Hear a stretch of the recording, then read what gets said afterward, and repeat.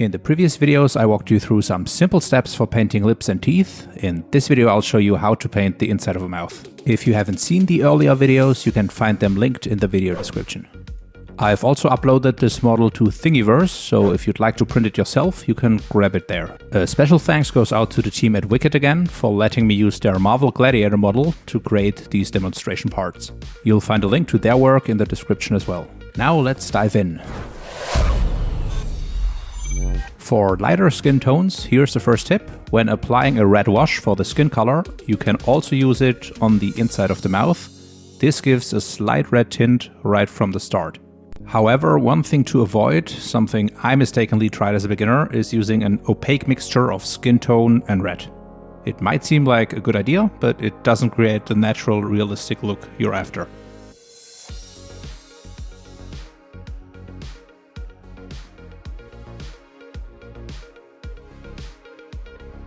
Let's mix in a bit more of red for the tongue, and now you can see that it doesn't really look good. The key to achieving a realistic appearance lies in layering. Thin, transparent layers of paint add depth and dimension, which is far more effective than a solid coat of one color. So for the next example, I added a drop of glaze medium to the paint. This reduces opacity and helps create a smoother, more natural finish. Even this simple step can drastically improve the look. Now let's talk about my favorite and by far the easiest method, pastels. Simply scrape off a bit of red pastel or use pastel powder, then load your paintbrush with it. This technique smoothly and gradually tints your base skin color.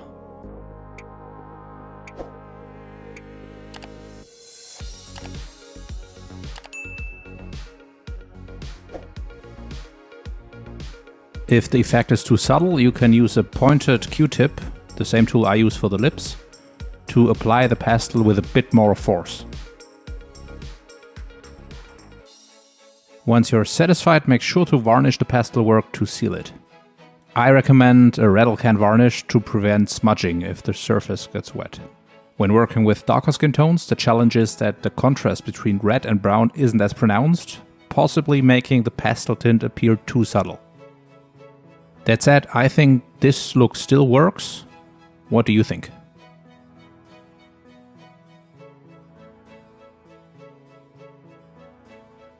For the second mouthpiece, which we left after the first coat, let's revisit it. The mix of standard red and pale flesh was a bit too light, so now we'll switch to a darker red. Again, layering is key. Adding glaze medium increases the transparency and creates more depth.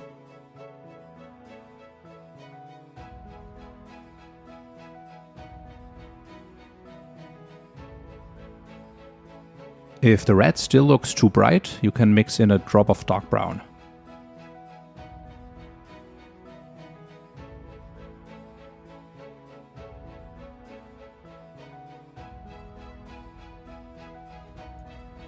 This darker mixture works great for the darker skin tone, but a combination of dark red and pale skin can work too.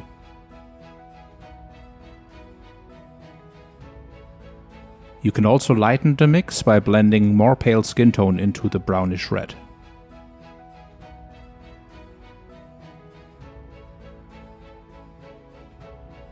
Without painted teeth, the mouthpieces look strange. Let's add some color to the teeth, and as you'll see, it instantly transforms the look, making it much more realistic. Finally, let's talk about varnish, which is essential for finishing the look. Here's what to avoid: matte varnish. While it works for other projects, it doesn't create a realistic wet appearance for mouths. The next level up is satin varnish, which I used on the second mouth from the top. However, it might still look a bit too dry. For the most realistic wet look, gloss varnish is the way to go. Applying multiple layers of gloss varnish enhances the effect even further. And here's the final comparison of the techniques and finishes. Don't forget to download the model if you want to practice or experiment before painting your main piece. It's a great way to test techniques without worrying about damaging your final project.